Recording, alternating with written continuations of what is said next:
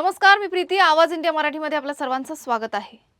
राज्यातील 12 जिल्हा परिषदा आणि 125 पंचायत समितीसाठी झालेल्या निवडणूक निकालाची मतमोजणी सुरुवात झाली आहे. जिल्हा परिषदांच्या 731 तर पंचायत समितीच्या 1462 जागांसाठी मतदान पार पडलं होतं.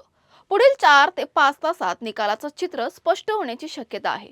रायगड, रत्नागिरी, सिंधुदुर्ग, पुणे, सातारा, सांगली, सोलापूर, कोल्हापूर, छत्रपती संभाजीनगर, परभणी, धाराशिव आणि लातूर या जिल्ह्यांमध्ये सरासरी 68.28% मतदान झालं होतं. ग्रामीण विकास आणि निधी वाटपाच्या दृष्टीने महत्त्वाच्या मानल्या जाणाऱ्या या निवडणुकींना मिनी मंत्रालय असंही संबोधलं जातं.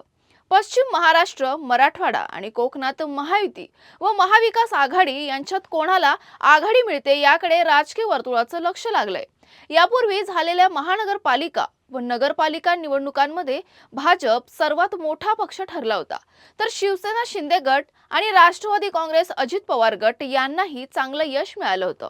दरम्यान निवडणूक प्रचाराच्या काळात उपमुख्यमंत्री अजित पवार यांच्या निधनामुळे विशेषतः पुणे जिल्हा आणि पश्चिम महाराष्ट्रात प्रचारावर परिणाम झाला होता.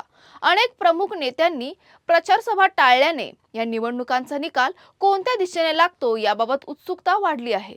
स्थानिक नेत्यांची प्रतिष्ठा पणाला लागलेल्या या निवडणुकांमध्ये अजित पवार यांच्या निधनानंतर पुणे जिल्ह्यातील मतदारांचा कौल कोणाच्या बाजूने जातो यावर विशेष लक्ष केंद्रित झालं आहे. सहानुभूतीचा फायदा राष्ट्रवादी काँग्रेसला होतो की इतर पक्ष बाजी मारतात, हे आजच्या निकालातून स्पष्ट होईल.